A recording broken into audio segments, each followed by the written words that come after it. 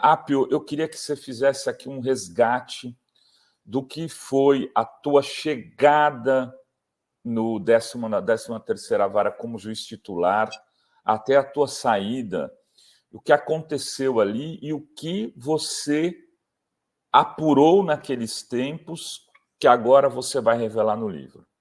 Claro.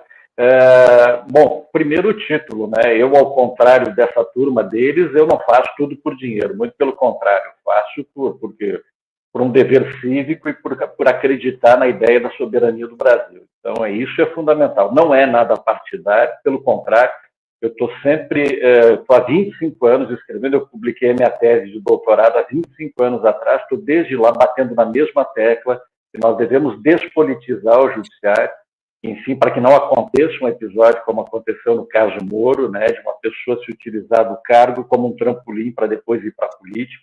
Eu até estava pensando aqui em trocadilho, você estava falando do Morumbi, né, e para mim, por livre associação, não sei se é psicanálise, alguma coisa, veio a palavra Morobi, porque então tem 2,5 bilhões de reais nesse Morogate, que foi desvendado, não por mim, né? Eu detectei, claro, digamos assim, a anomalia no sistema e reportei tudo ao CNJ, e aí, claro, quem foi o herói dessa ocasião e que apurou tudo durante um ano foi o ministro Salomão, enquanto esteve corregedor lá no Conselho Nacional de Justiça. Hoje ele é corregedor da Justiça Federal. Então, os méritos, realmente, da apuração são dele.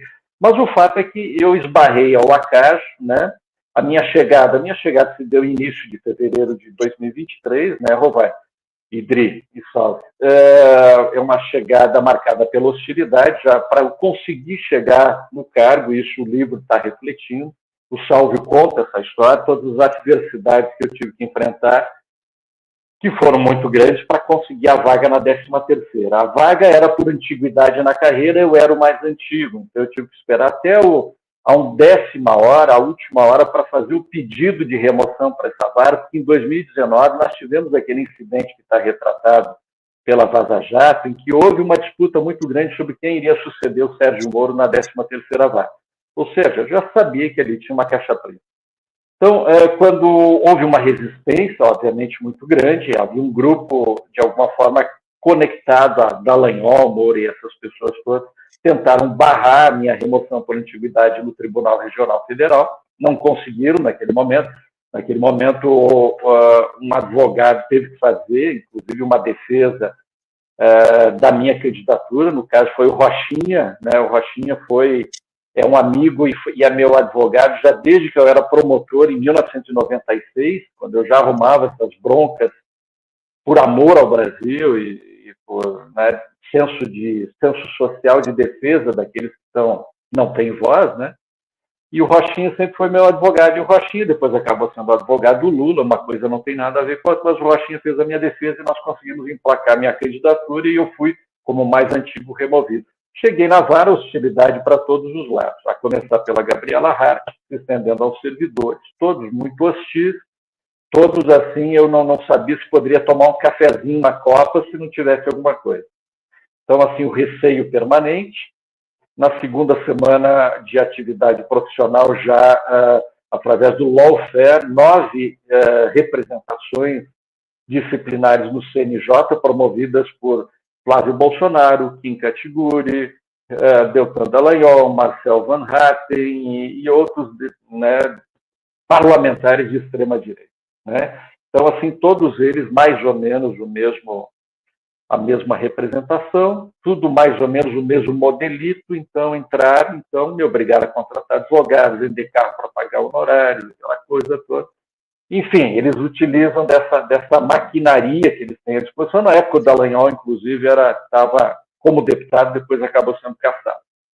Na 3ª semana, 29 exceções de suspeição promovidas por uma pessoa também ligada ao Dallagnol, que era uma procuradora aqui do interior do Paraná, Ponta Grossa, Carolina. Ela ingressa com 29 exceções de suspeição no TRF, todas elas buscando, a exemplo das representações do Conselho Nacional de Justiça, promovidas por Dallagnol e outros, que eu fosse retirado do cargo. Então, eu sabia que eu estava, né, Lá na minha terra, lá no Rio Grande do Sul, nós temos o maior rodeio crioulo internacional, né, que é o rodeio de Vacaria. Eu sabia perfeitamente que eu, como se diz lá no interior, estava corcoveando num cavalo selvagem, né? Então, obviamente, o foco deles foi, desde o primeiríssimo momento, impedir a minha chegada na 13ª. Eu sempre tive posições muito claras, nunca me escondi atrás de nenhum biombo sobre isso.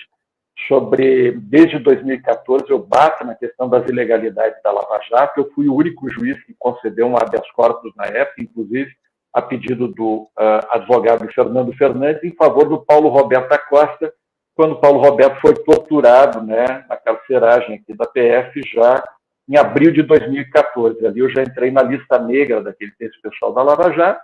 E aí, claro, que né, foram 10 anos, né, de algumas farpas daqui e dali, e eu sempre criticando não as pessoas, mas os métodos da Lava Jato. Tudo bem. E aí, então, 29 sessões de suspeição, estava se desenhando um quadro muito claro de que a 8ª turma do tribunal iria deferir esses pedidos do Ministério Público Federal e iria me retirar da vara, acolhendo a exceção de suspeição, como acabaram fazendo mais tarde. Então, para e passo a isso, a mídia, a grande mídia, enfim, Globo, etc., pessoal mais forte, também, sempre que possível, batendo. A própria OAB local aqui endossando a Lava Jato, que para mim era algo assim paradoxal, na medida em que a Lava Jato havia passado por cima de todas as prerrogativas da advocacia, inclusive tendo grampeado advogados como Cristiano Zanin, no exercício das funções, grampeado e monitorado em tempo real, Cristiano Zanin, antes de ele chegar no Supremo e quando advogado do presidente Lula. Então, assim, o cenário todo era, né, a comunidade local aqui em Curitiba sempre, né, muito mais pró-Lava Jato, obviamente, numa proporção aí talvez de 90%, 95%.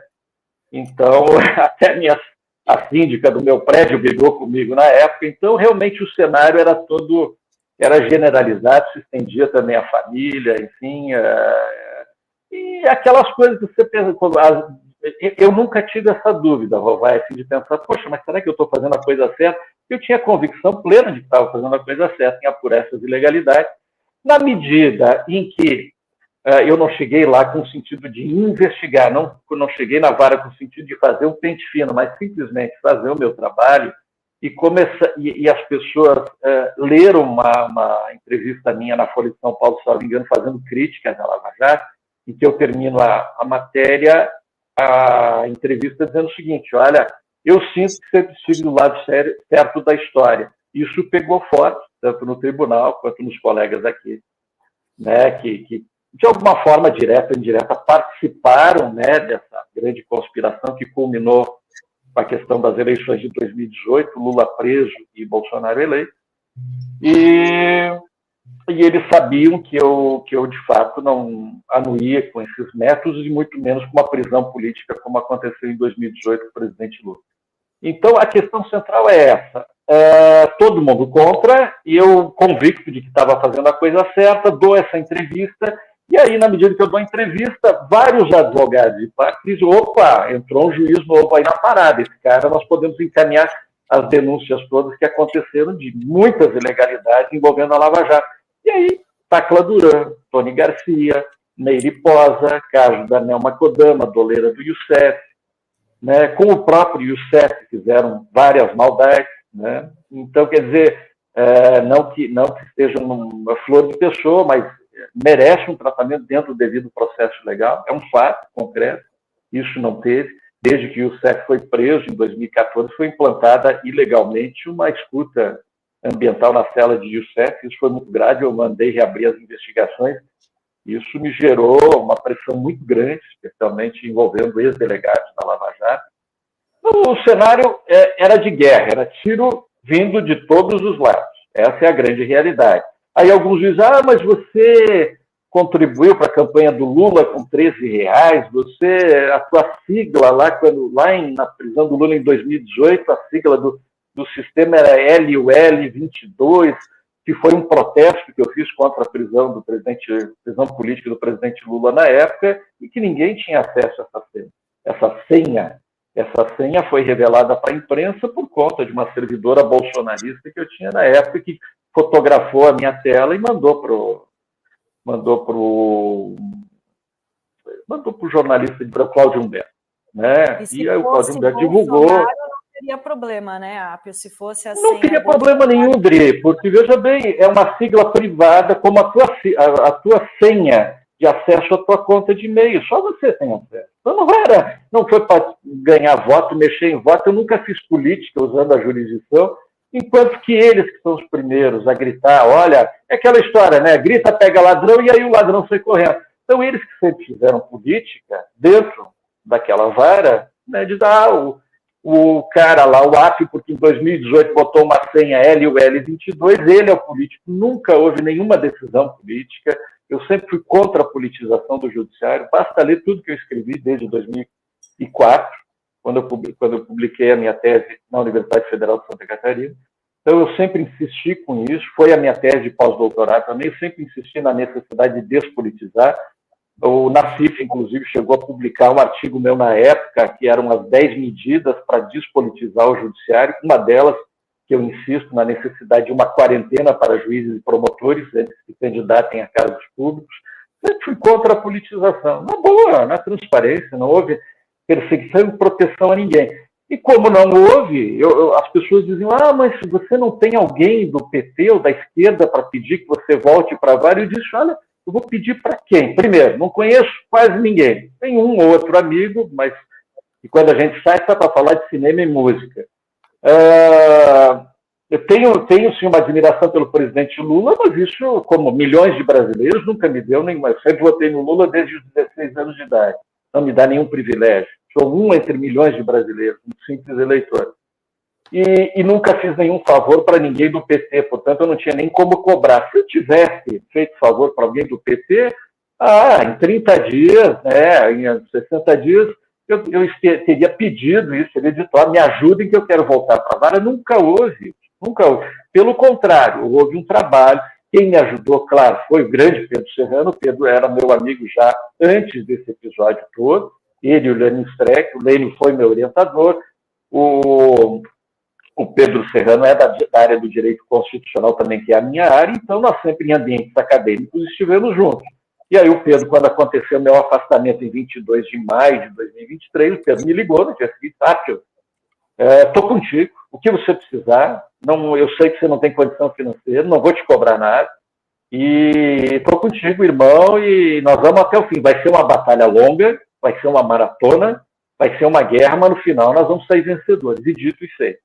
Então, o Serrano foi quem, de fato, me apoiou muito. Eu tive um outro amigo também de faculdade que me ajudou muito lá no TRF da 4ª Região, porque eles queriam criar até processos criminais, etc., né? Então, ele me defendeu no TRF, que é o Alexandre Wunderlich, que é um grande advogado, e o grande Mauro Menezes, que também me ajudou no CNJ. Então, eu tive 3 bancas de advocacia trabalhando, né? Então, claro, tive que também vender carro e etc. Então, tinha a questão dos honorários. O Alexandre Wunderlich e o Pedro Serrano nunca me cobraram nada. Mauro Menezes me fez um desconto de pai para filho, mas ainda assim, veja bem, eu estou falando de advogados de primeiríssima linha, né, Rovai, né, de pessoas que têm uma história e um nome. Você não contrata um advogado desses, assim, tipo, na base pelos belos olhos. Né? Então, passei uma série de dificuldades. O tribunal, quando me afastou, cortou metade do meu salário. Então, obviamente, isso representou um baque financeiro. Eles queriam me eliminar, pura e simplesmente. Né? Eles têm essa coisa do direito do inimigo, né? Essa coisa de que todo dissidente, todo que sair ou não contribuir com o sistema que é fechado, aquele que está no sistema é premiado, sobe na carreira. Aquele que é contra o sistema ou contesta o sistema é aniquilado, não é nem punido, é aniquilado, se possível, colocado para fora da carreira, processado, enfim, corta salário e tenta aniquilar o sujeito de todas as formas, emocionais, psicológicas, todas as formas de assédio possíveis e imaginários. Então, desde que eu cheguei na vara, eu sempre fui muito pressionado pelo corregedor da época, o Dr. Cândido, para presidente do TRF, enfim, indiretamente. doutor Ricardo, enfim, se tentou quebrar aquela vara, quebrar a estrutura. Eu cheguei lá, tiraram 6 servidores da vara, 6 assessores que tinham assessorado até então o Moro, desde 2014, e o Boná depois. Eu passei a trabalhar literalmente sozinho, comuniquei ao ministro Salomão, disse, ministro, a vara está entrando em colapso, eu não tenho como trabalhar sozinho em processo dessa complexidade. Não bastasse isso, o corregedor da época, o doutor Cândido, ainda determinou que se reiniciasse a distribuição de novos processos que não eram da Lava Jato, tráfico internacional, crimes de júri ligados ao PCC, que me obrigaram a andar de carro blindado e sofrer ameaça. Então, imagina, era um caminho, porque assim, a Gabriela Raff era juíza substituta, ela não tocava nos processos da Lava Jato. Os processos da Lava Jato são só do juiz titular. Então, veio toda essa montanha, toda ao mesmo tempo, e uma guerra concomitante com todos ao mesmo tempo. Então, parece aquele filme, tudo ao mesmo tempo, no mesmo lugar. Era uma coisa maluca, vocês não têm ideia da montanha-russa que foram esses 4 meses de trabalho lá. Pressão o tempo todo. E aí, o ministro Salomão, que no primeiro momento achou que eu estava também, talvez, flertando com essa questão da política e tal, depois acabou vendo pelos dados que eu levei ao CNJ, se convenceu de que a minha intenção era boa e de que eu estava tentando fazer a coisa certa quando reportei ter descoberto um desvio multibilionário lá da vara para os Estados Unidos, que depois iria fomentar a famosa fundação privada.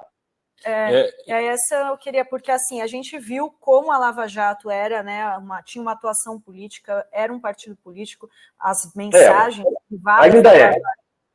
E, né, e a gente, tanto é que Moro, Dallagnol, todos foram, né, para a política, mas teve também essa questão da corrupção, né, de uma apropriação de um recurso que eles mandaram para os Estados Unidos para depois se apropriar privadamente. Queria que você explicasse essa operação, que é uma operação corrupta, né, de corrupção. Olha, Adri, o relatório do CNJ, que foi até divulgado por vários órgãos, não sei se vocês chegaram a divulgar o relatório, mas eu lembro que o Nassif, se não me engano, divulgou, ele é estarrecedor, ele diz claramente isso, foi feita uma investigação de 1 ano, poderia ter sido mais curta, mas aí durante 4 meses o Sérgio Moro ficou fugindo dos oficiais de justiça em Curitiba e Brasília, o ministro Salomão mandava intimar ele, não posso, estou saindo, não posso atender. Numa das intimações, quando ele finalmente foi intimado, ele escreve à mão, eu não me submeto ao CNJ, ao Salomão, né? Então meio com todo aquele assinte, aquela pompa que ele sempre ostentou, né? Aquela proa, e que a Gabriela também acabou herdando. Mas o fato concreto é esse. O relatório, esse da Receptor, basta ler o relatório diz o seguinte, olha, existem indícios que vão gerar certamente em algum momento indiciamento e denúncia de tentativa de peculato, que é o roubo do dinheiro público, que é isso que falou, pegar um dinheiro público da União e trazer para a esfera privada, bilionário, corrupção e outros tantos crimes que foram praticados ali nessa questão específica que eu levantei ao ministro Salomão dos 2,5 bilhões. O mérito do ministro Salomão foi e do doutor Ezio, que é o delegado da Polícia Federal que fez a investigação, que está muito bem feita, é a melhor investigação que eu já li em quase 30 anos de trabalho dentro do Fórum. Vocês dentro da Fórum e eu dentro do Fórum. Mas nesse tempo todo é a melhor investigação disparada que eu já vi da Polícia Federal. A melhor, impecável, absolutamente irretocável, eles rastrearam tudo. A peça de investigação é um pequeno diamante, é inegável. E isso foi submetido ao CNJ, ao plenário do CNJ, foi aprovado, né, o relatório final, e, portanto, agora isso está sendo dado encaminhamento, tem sido dado encaminhamento, já chegou, faz, salvo engano, alguns meses, à mão do Procurador-Geral da República, o doutor Gonê, né, para as providências que ele julgar convenientes. Enfim, agora tem as eleições, que também mexem um pouco com os ânimos, mas a questão central é essa. Né? É um esquema que eu imagino eles, né, que se arvoraram na condição de sumos sacerdotes morais do país durante tanto tempo, blindados pela Globo e outros grandes meios de comunicação, simplesmente vai lá o ministro Salomão e os desnuda em praça pública. Né? Imagina a sensação. Deve ser terrível, porque até então você blindado, de repente vem um trabalho técnico, sério, imparcial, republicano do ministro Salomão e simplesmente os desnuda em praça pública e expõe para que tirem as suas próprias conclusões sobre o dinheiro que foi desviado né? Então, assim, estarrecedor, me deixou de queixo caído, até porque não são só os 2,5 bilhões, o ministro Bruno Dantas, do TCU, fala em 22 bilhões de reais, dos 5 bilhões que passaram pela conta ali da 13ª vara, tem uma parte importante que também, segundo o relatório, serviu para pagar os acionistas minoritários da Petrobras nos Estados Unidos. Os minoritários da Petrobras no Brasil não receberam e não receberão um único centavo. Essa é a grande realidade. E aí o delegado, né, faz o rastreio disso aí, usando auditores, COAF, etc., e identifica uma atitude um tanto suspeita naquele período, que os procuradores da Lava Jato aqui do Paraná, interferindo no trabalho dos membros do Ministério Público Estadual de São Paulo. O MP de São Paulo, Dri e Rovai, ele queria, naquele primeiro momento, entrar com uma ação coletiva e instaurou inquérito civil público, os promotores agiram bem, para proteger os acionistas minoritários da Petrobras brasileiros, reservar um valor para esse pessoal. Acabou que eles conseguiram atrasar o trabalho do pessoal de São Paulo, as ações acabaram indo para a prescrição, houve atravessar o caminho do pessoal, atrasar o processo, interferiram na atividade dos promotores de São Paulo, foi tudo para a prescrição. Os acionistas minoritários brasileiros ficaram chupando o dedo, e os norte-americanos, né, com esse dinheiro que saiu da 13ª vara, fecharam, através da Petrobras, foi fechado um acordo de 3 bilhões na época. Na época, o New York Times divulgou que, inclusive, só de honorários pagos aos advogados envolvidos nessa, entre aspas, transação, né, em acordo com esses acionistas em Nova York, que gerou 200 milhões de dólares de honorários para os advogados. Então, assim, literalmente a casa da mãe Joana, virou a casa da mãe Joana.